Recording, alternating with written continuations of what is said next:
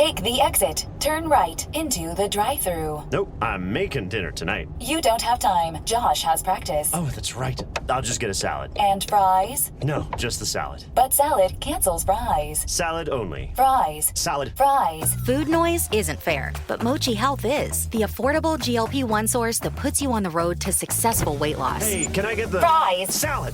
Sorry. Learn more at joinmochi.com. Mochi members have access to licensed physicians and nutritionists. Results may vary. You're listening to this podcast, so I know you've got a curious mind. Here's a helpful fact you may not know yet. Drivers who switch and save with Progressive save over $900 on average. Pop over to Progressive.com, answer some questions, and you'll get a quick quote with discounts that are easy to come by. In fact, 99% of their auto customers earn at least one discount. Visit Progressive.com and see if you can enjoy a little cash back. Progressive Casualty Insurance Company and Affiliates. National average 12-month savings of $946 by new customers surveyed who saved with Progressive between June 2024 and May 2025. Potential savings will vary. Voices for Justice is a podcast that uses adult language and discusses sensitive and potentially triggering topics, including violence, abuse, and murder. This podcast may not be appropriate for younger audiences. All parties are innocent until proven guilty in a court of law. Some names have been changed or omitted per their request or for safety purposes. Listener discretion is advised. My name is Sarah Turney, and this is Voices for Justice. Today, I'm going to discuss the case of missing child Michael Vaughan. Michael was only 5 when he went missing from his neighborhood in Fruitland, Idaho in July 2021. After months of intense searches, scrutiny over whether or not an Amber Alert should have been issued, and even new legislation sparked by the case, less than a week ago, the Fruitland Police Department gave their most intense press conference to date. Although they initially believed Michael likely just wandered away from his home, they now lean more towards an abduction. And despite there not being any official suspects, authorities say they do have several persons of interest. They have also made it very clear that not everyone is being cooperative in their investigation. This is the case of Michael Vaughan. This episode of Voices for Justice is brought to you by Quince. I've been trying to be more intentional about what I wear each day. I'm leaning into pieces that feel effortless, comfortable, and still put together, and Quince has been my go-to. The fabrics feel elevated, the fits are flattering, and everything just works without overthinking it. They use premium materials like 100% European linen, organic cotton, and ultra-soft denim. And the best part? Everything is priced 50 to 80% less than similar brands. They work directly with ethical factories and cut out the middlemen, so you're paying for quality and craftsmanship, not brand markup. I recently just ordered their tiered linen dress, of course in black. I wanted to pair it with one of my favorite pairs of brown wedges. The problem was, I didn't have a brown purse, so I got that from Quince too. It's one of my favorite outfits. It's easy, effortless, and feels amazing, especially as we're getting a little bit warmer here in Phoenix. Refresh your everyday with luxury you'll actually use. Head to quince.com/justice for free shipping on your order and 365-day returns. Now available in Canada too. That's QUINCE.com/justice for free shipping and 365-day returns. Quince.com/justice. Michael Joseph Vaughan was born on June 24, 2016. To his parents, Brandi, Neal, and Tyler Vaughan.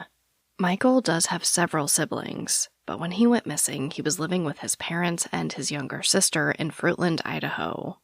Those who know Michael describe him as extremely energetic, and just one of those really rough and tough type of kids who loved all things monster trucks and race cars. His mother, Brandi, stated, quote, "From the moment he wakes up to the moment he goes to sleep, he's kicking and running around," end quote.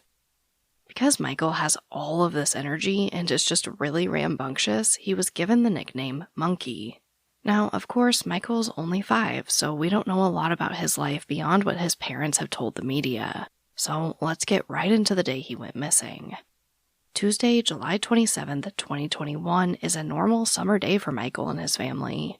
Brandi had to work while Tyler stayed home with their 2 children. But for some reason, that day Michael tells her he doesn't want her to go to work. This is something that sticks with Brandi to this day. But Michael is 5, and obviously the bills have to be paid, so she goes to work like normal. Around 6:25 p.m., Michael is just hanging out on the couch playing Nintendo when his father Tyler goes to check on Michael's baby sister. While Tyler is checking on his daughter, he also orders a pizza. All of this takes about 15 minutes. By 6:40 p.m., when Tyler goes out to the living room, Michael is gone. Tyler does a short search for Michael himself before he calls his wife Brandi in a panic and tells her he thinks Michael is missing. Brandi tells Tyler to call 911. He places this call at 7:21 p.m. while Brandi rushes home from work. By the time she gets home, the Fruitland police are already there. The police believe that Michael went missing between 6:40 and 7 p.m. Brandi believes Michael most likely left their home from a side garage door and through their front yard, saying the front door was pretty loud, so Tyler probably would have heard him if he left through the front. While the police speak with Tyler, Brandi begins driving around the neighborhood looking for Michael and asking her neighbors if they saw him. Several neighbors say they saw Michael knocking on doors before he went missing. He was apparently looking for older kids to play with. Brandi would later say that this was not uncommon for a summer night in the area. Now, it's really important to understand what the city of Fruitland and where Michael lived and went missing from is like. Fruitland is on the Idaho-Oregon border, about 50 miles west of Boise. The city itself only has about 5,000 residents, and according to one report I read, the Fruitland Police Department only had 12 officers on the force just the year before in 2020. When you look at Michael's home on a map, in one direction there are a few blocks of houses with some commercial businesses, but in the other direction there is just miles of farmland. Now, of course, there are some homes and commercial businesses in between the land, but like I said, it's primarily just a lot of land. The good news is we will quickly learn that Fruitland, Idaho is genuinely one of those towns where the community comes together. That night, neighbors line the streets looking for Michael, while police search the surrounding farmland. Now, it seems really clear that the Fruitland PD knew they were in over their heads with this search, because they immediately called for outside help. That night, K-9 teams tracked Michael's scent to the end of the street, away from the farm field to the right, and then the trail just stops. The dogs lose Michael's scent, which, of course, we know that when a scent trail just stops like that, it could be an indication that Michael may have been picked up by a vehicle. Now, despite this discovery, the idea that Michael may have been abducted wasn't really a huge focus in the initial investigation. The police thought it was more likely that Michael wandered off and focused on searching the local area, while Brandi was adamant that he just wasn't the type of kid to wander away and not come home. On top of that, their family was very familiar with the neighborhood. Michael spent a lot of time outside, and they would often walk to a nearby park to play in the splash pad. Him wandering off and getting lost just didn't seem likely to her. This debate would become an even larger topic of conversation after no Amber Alert is issued for Michael. We will discuss the Amber Alert system and the new legislation sparked by Michael's disappearance later in the episode. But right now, the Fruitland police do not believe his case meets the criteria for an Amber Alert. And instead, at 8:20 p.m., they issue a missing and endangered child alert. Basically, they send out information about Michael's disappearance via email, phone call, and text messages to surrounding law enforcement agencies, the media, and local residents. That night, Michael's information is entered into NCIC, and his story spreads on social media, primarily due to efforts by the community. The next day, the Fruitland police announce that they are searching the area surrounding Michael's home, and they ask the public to stay away until they're finished. But they do ask the public for help. They ask them to check their own properties really thoroughly, especially any areas a small child might get into, like crawl spaces, sheds, trailers, and vehicles. They also ask that people check their doorbell and surveillance cameras for any sign of Michael. That day, dogs, the Idaho Mountain Search and Rescue Team, and the National Guard were utilized in the search for Michael. They had a helicopter. They lowered the water in the canals in the area. There was no sign of Michael. Not a shoe, not a torn piece of clothing, nothing. By the end of the day, the Fruitland police say that they are confident that they thoroughly searched the area surrounding Michael's home. So, the day after that, they focus on the rest of the city of Fruitland. And you guys, I mean the entire city. At just over 2 square miles, they literally do a grid search of the entire city and some of the surrounding areas. This was a huge community effort. But again, there was no sign of Michael. By July 30th, now 3 days since Michael was last seen, the Fruitland PD announces there will be no community search on this day. But authorities will continue searching using dogs, aircraft, and drones with infrared technology. They ask citizens that will continue their own private searches to be respectful of property owners who refuse to let them search their land. Which, as we will later learn, although this town seems to be one of the most supportive I've come across yet, not everyone cooperates with these searches or police. By July 31st, the Fruitland PD and Michael's parents participate in a press conference. They discuss the search efforts up to this point, and they reiterate that these searches have been exhaustive. They have searched the area around Michael's house where he went missing. They searched the entire city. And although they're not done searching yet, they are taking a step back from searching to focus on the investigation and the tips that are coming in. They basically put out a call for everyone in the area of where Michael went missing to come forward and speak with police. They also announced that they are reviewing a lot of video footage from the area. I do think it's important to note here that Fruitland Police Chief JD Huff also states that Michael's parents have been 100% cooperative with them, and he asked the public to respect their privacy. At this point, he says he's not going to speculate about what happened to Michael, and he asked the community to stop speculating as well. At this point, it's been less than a week since Michael went missing. 13 agencies have been involved. They've searched the entire city of Fruitland, and there's no trace of him. They don't even know what direction he was headed in. You know that thing where you get an amazing pair of shoes at a really great price and want to tell everyone about it? Yeah, so do we. Here at Designer Shoe Warehouse, we'll give you something to brag about. Like the latest styles from brands you love, or the trends everyone's obsessing over, or shoes that make you feel like, well, you. So go ahead, show off a little. Find shoes that get you at prices that get your budget. Head to your DSW store or DSW.com today. DSW, let us surprise you. This episode of Voices for Justice is sponsored by Chewy. If you have pets, you probably know about Chewy, and you also know that when they say that they have everything you need to keep your pet happy and healthy, they're not messing around. To keep them happy, Chewy has over 100,000 products from all the brands my pets love at prices I love. To keep them healthy, Chewy offers pet prescriptions, pet insurance, telehealth vet visits, and they're even rolling out vet clinics across the country. I've been shopping with them for a very long time. And in addition to the auto-ship feature that gets the dog's food to them every single month, I also love to experiment with different treats. But I'm a bit picky. For me, it has to be high quality with simple ingredients. I recently picked up treats from Shepherd Boy Farms that are 100% just chicken breast. Popcorn and Heber are already obsessed. Chewy has everything you need to keep your pet happy and healthy. And right now, you can save $20 on your first order and get free shipping by going to chewpanions.chewy.com/Sarah E. Turney. That's chewpanions.chewy.com/Sarah E. Turney to save $20 on your first order with free shipping. chewpanions.chewy.com/Sarah E. Turney. Minimum purchase required. New customers only. Terms and conditions apply. See site for complete details.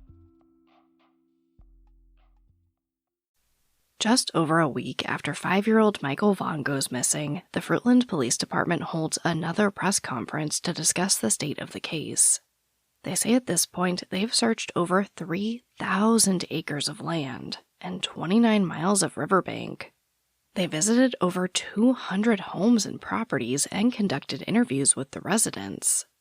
They've checked over 200 garbage cans. They've drained canals and irrigation ditches. They even pumped a septic tank that had a makeshift wooden lid in case Michael crawled in and got stuck. They've received 163 tips and cleared many of them. Chief Huff estimates that at least 2,500 man-hours have been spent working Michael's case, and that doesn't even include fire, search and rescue, or volunteer hours. They've gathered and are still going through over 60 video files from local residents and businesses. Although they are running out of places to look, Chief Huff says they will continue to search for Michael until they run out of resources. They plan on focusing on using drones, boats, and divers, primarily in the Snake River. And Chief Huff also gets kind of emotional. He explains that he grew up in Fruitland, and he's never seen a police presence like this ever in the city. But again, Michael's parents and the community are kind of left with nothing. Chief Huff reiterates that basically nothing has been ruled out in Michael's case. They don't know if he wandered away, was abducted, or something else. He also urges the public to use caution about information they see online, basically saying if it doesn't come from police, they should be very skeptical. And to be fair, although I don't think any police department is perfect, I got a ton of information for this episode directly from updates from the Fruitland Police Department that they posted on social media. They've made a good number of posts about Michael, detailing their search efforts and the investigation. Now, of course, they can't release everything, and Chief Huff has said as much, but as far as communicating information with the public, this department is one of the better I've come across. It also does seem really strategic, because they constantly ask for more media coverage, and they often hold press conferences with really small updates. It really seems like Chief Huff is using any excuse to get some media attention for Michael, and they certainly don't seem to be shying away from other agencies getting involved. Again, no department is perfect. But as we've seen in the past, not all departments are as willing to be as friendly with the media as this one. Unfortunately, despite these immense efforts to find Michael, he is still missing. By September, a $10,000 donation establishes the first reward fund for Michael's safe return. Chief Huff again takes advantage of this development to get a little media, and at this point he announces that they've received 370 tips to date, and adds that they will leave no stone unturned until Michael is found. Soon after this announcement, another donation is made, $16,000. This time, it's given directly to Michael's parents, who immediately hand the cash over to the city of Fruitland.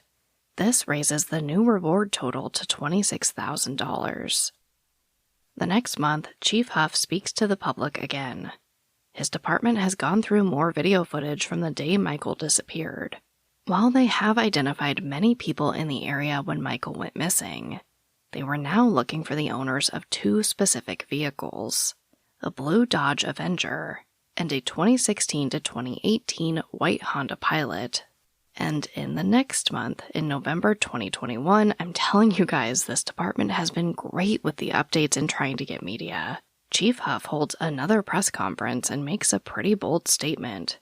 He says that at this point, because of all of the exhaustive searches, he now believes it's more likely that Michael was abducted.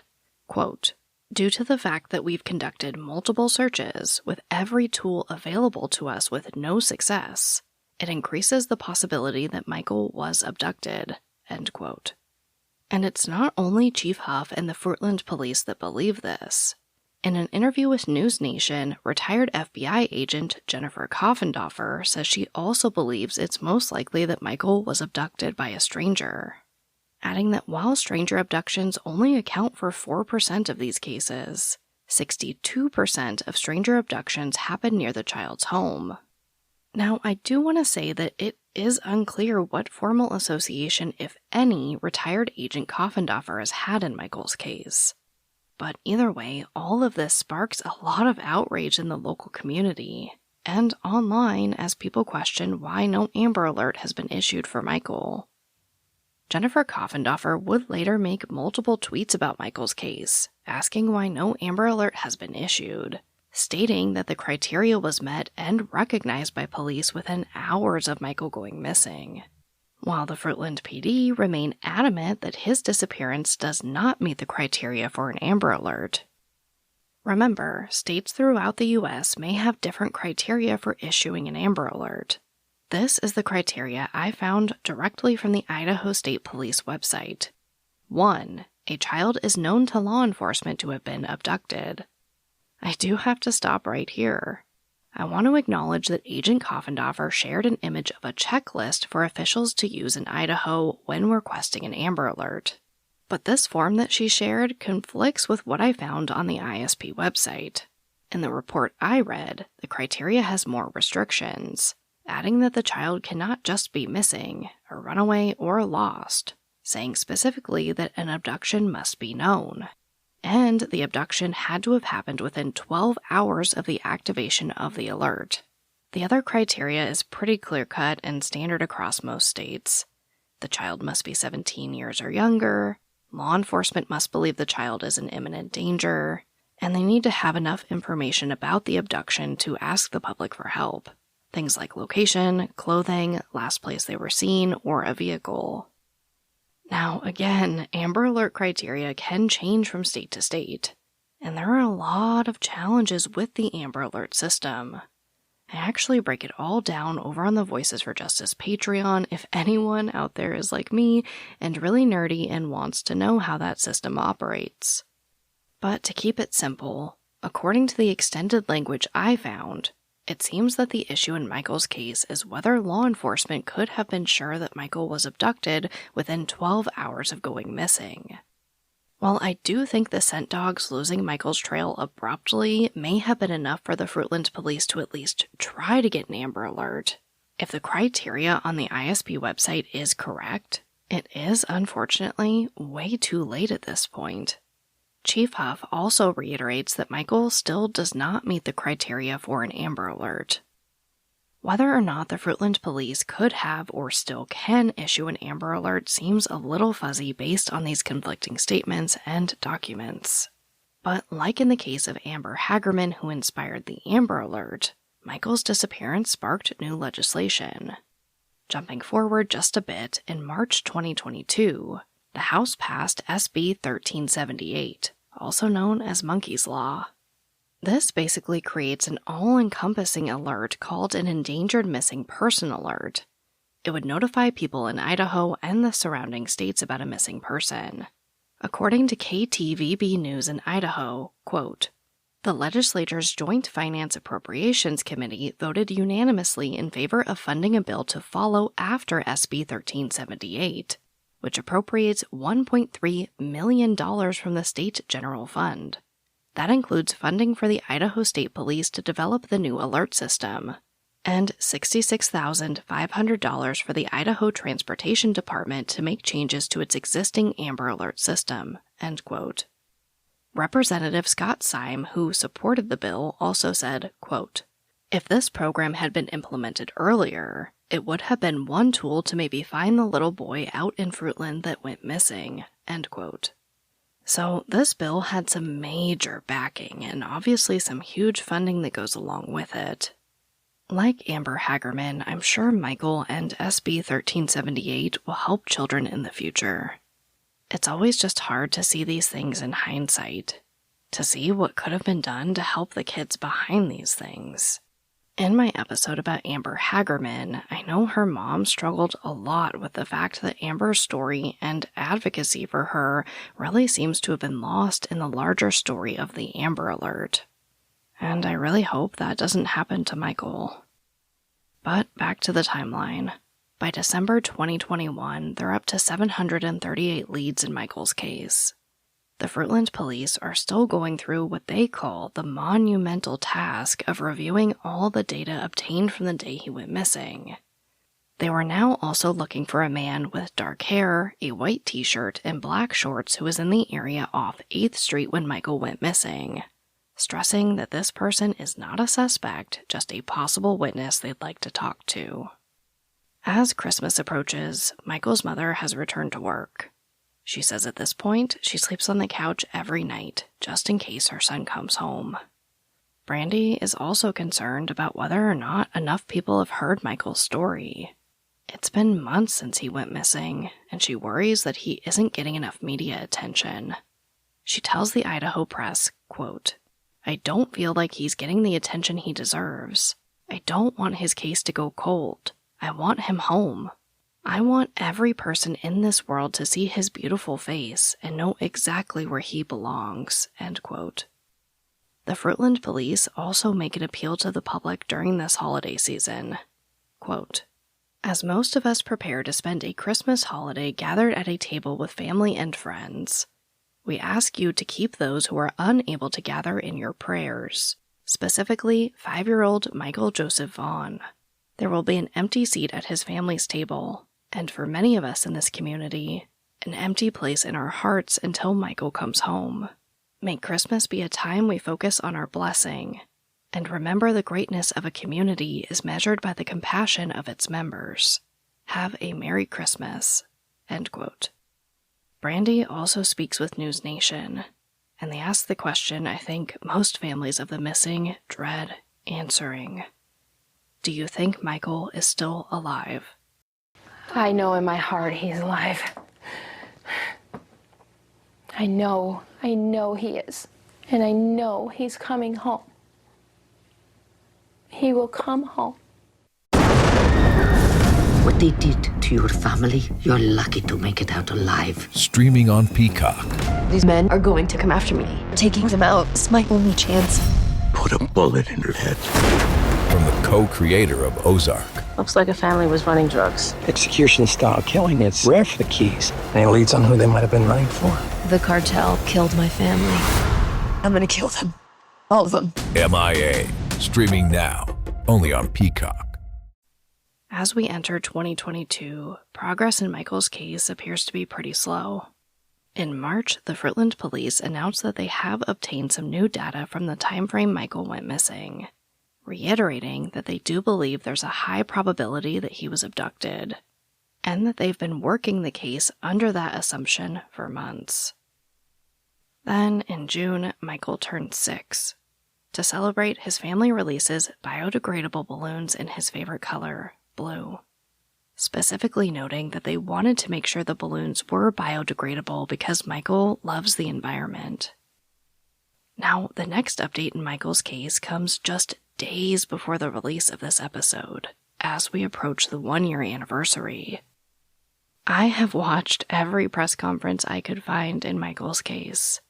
Like I mentioned before, Chief Huff doesn't always provide major updates during these conferences, and many times it seems like he's used these smaller updates as just an opportunity to get Michael more media coverage.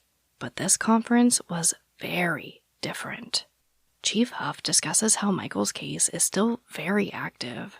He says they still meet every morning about Michael's case. They discuss updates on leads, strategize, and then get back to work. He says that they've served several search warrants, and there are still more being written today.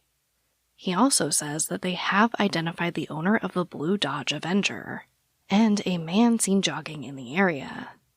He also says that they've been able to further tighten the timeline of when Michael went missing to just a 20-minute period, saying that they now believe Michael went missing between 6:40 and 7 p.m. Then another huge announcement.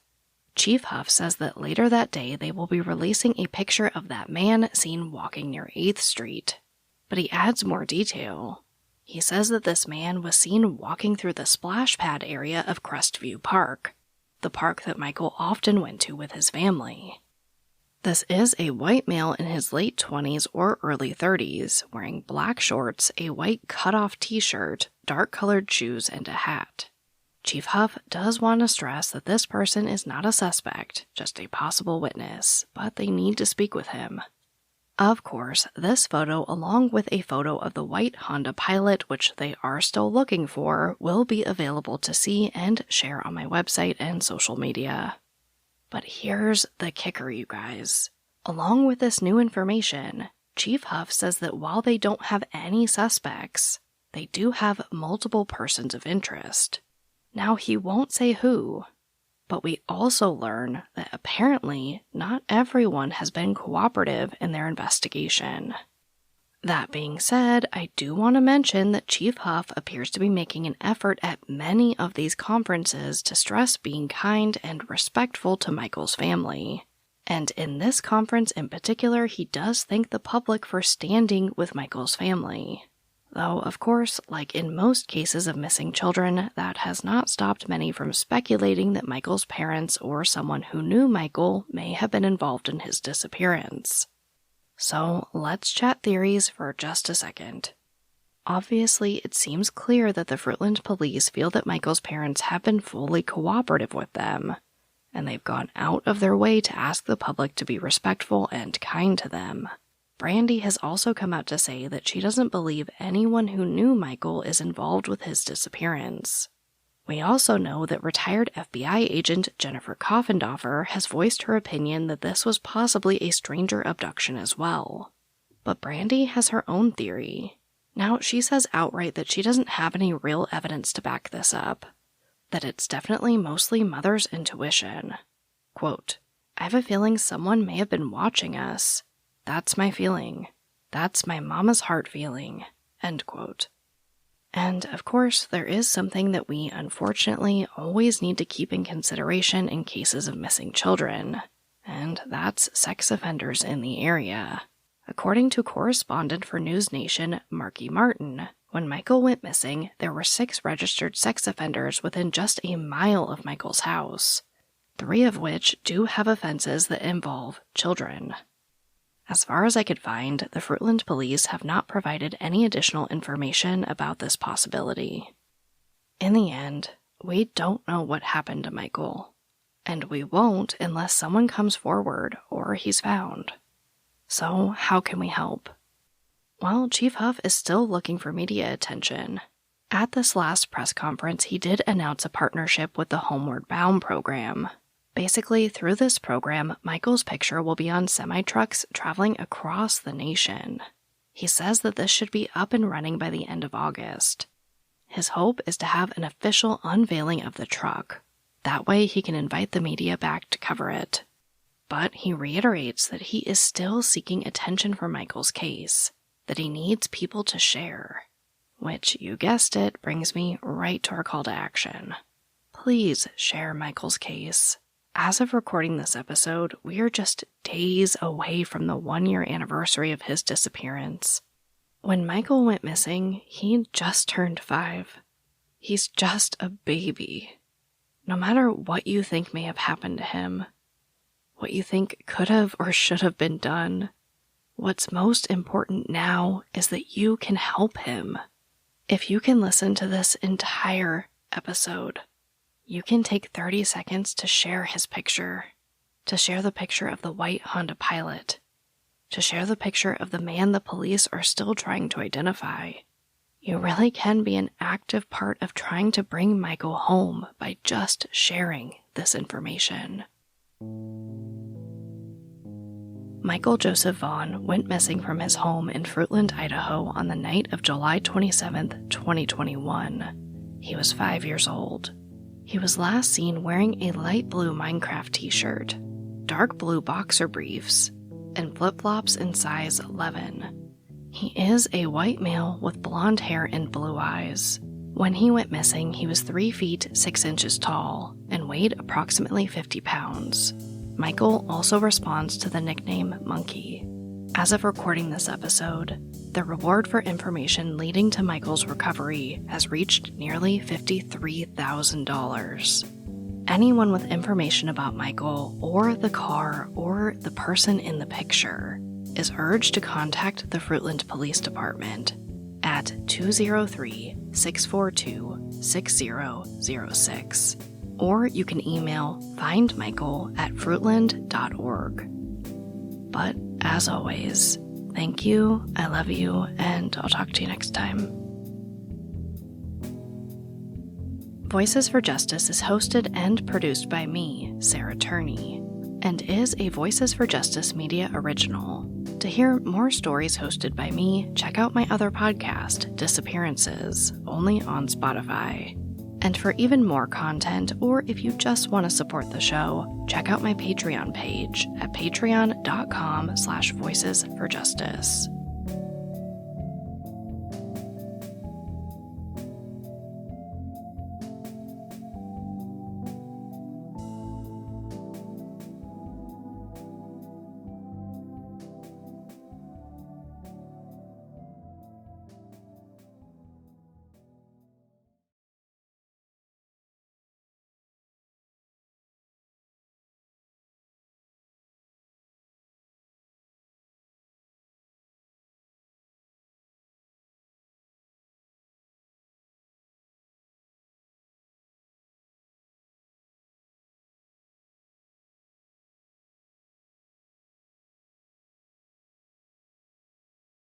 Welcome to the Voices for Justice Secret After Show. Now, I do want to apologize for my voice in this episode. I am a little under the weather. Also, I was definitely losing it at the end.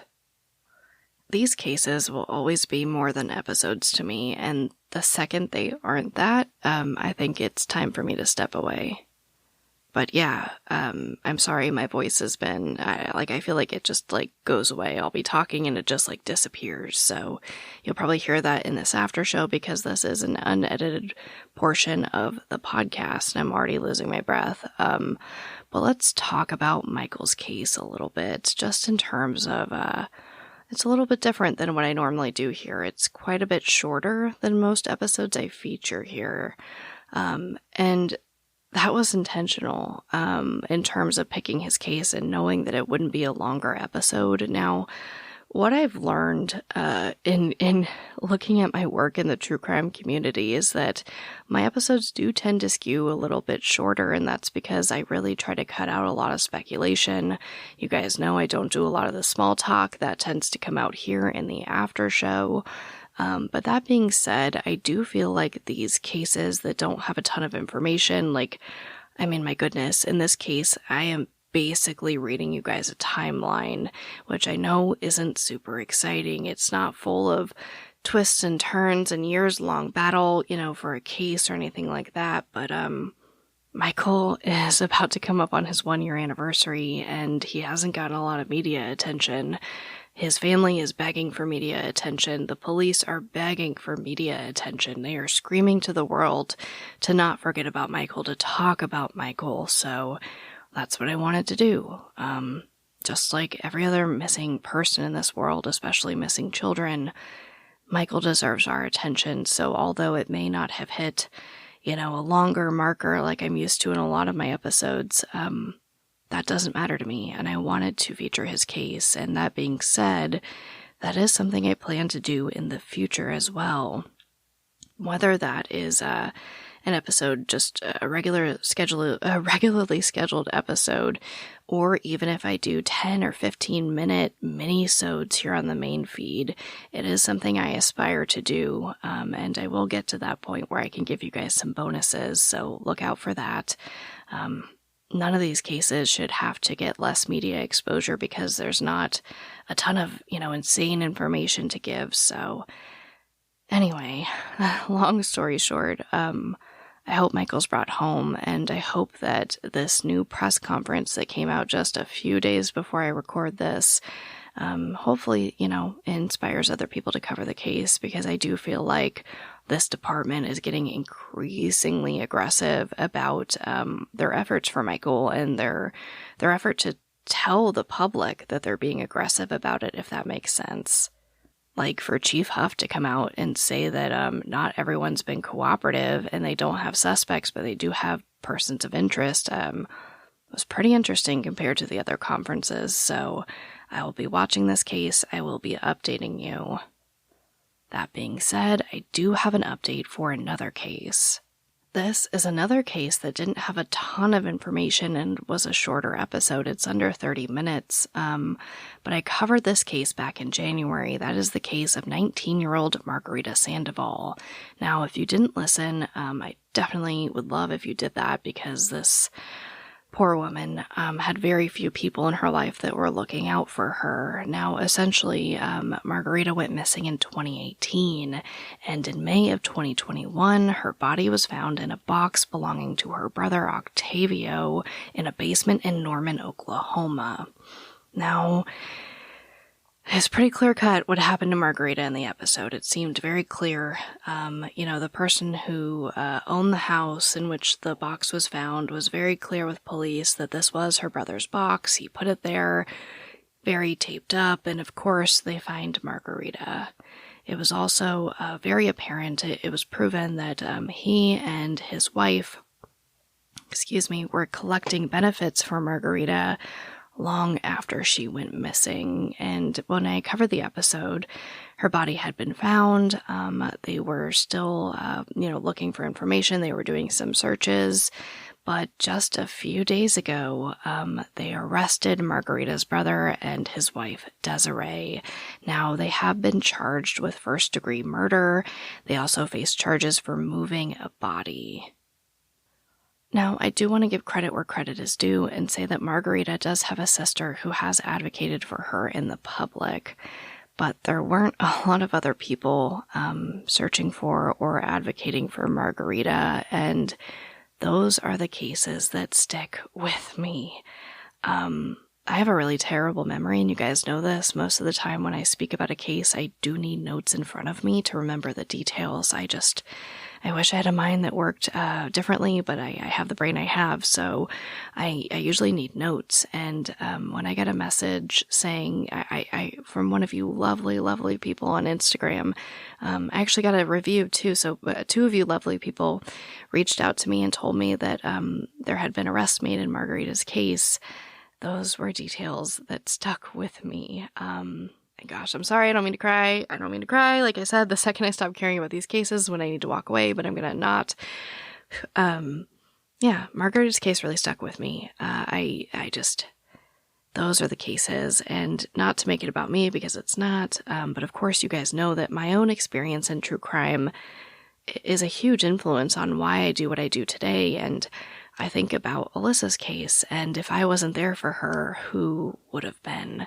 So when I see these cases where there aren't a lot of people screaming to the world trying to get attention for them, those are usually the cases that really stick with me. They are the cases that I try to champion for, maybe a little bit more, because I feel like they need it a little bit more. But that being said, again, great update in the Margarita Sandoval case. I really hope that she gets some type of justice. But I will keep you updated on that. I am also toying around with the idea of doing an update episode for the main feed, so they don't always live in these secret after show moments, because I have to believe that these secret after show moments are still a secret to some. I don't know, but I think putting all these updates in one major update episode could be beneficial. If you think so, let me know. Other than that, I would like to remind you that all of the merch for this quarter, all the proceeds from the Voices for Justice merch, I should say, for this quarter are going to Season of Justice. Now, if you listen to my podcast Disappearances, you probably hear my spiel about Season of Justice at the end of every episode, or just about every episode. So I do want to remind you that for full disclosure, I am a member of the board of Season of Justice, but I did build out our family grants program, so I do feel like it's pretty awesome. We do things like provide billboards and social media ads and flyers for families. Also, we make sure that the application isn't too complicated, and if you do need help, you can just flag that and we will help you. But in short, Season of Justice not only provides funding for family members in cold cases, but also for law enforcement for things like testing, DNA testing, genetic genealogy, the very thing that solved identified Holly Klaus, I should say.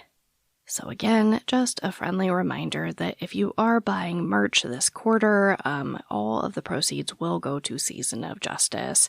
And if you want to learn more and not take it from me, you can visit seasonofjustice.org to learn more. And if you do want to buy merch, you can find that at voicesforjusticepodcast.com under the little merch tab. But as always, thank you for tolerating my incessant rambling in these after show moments. I love you, and I'll talk to you next time.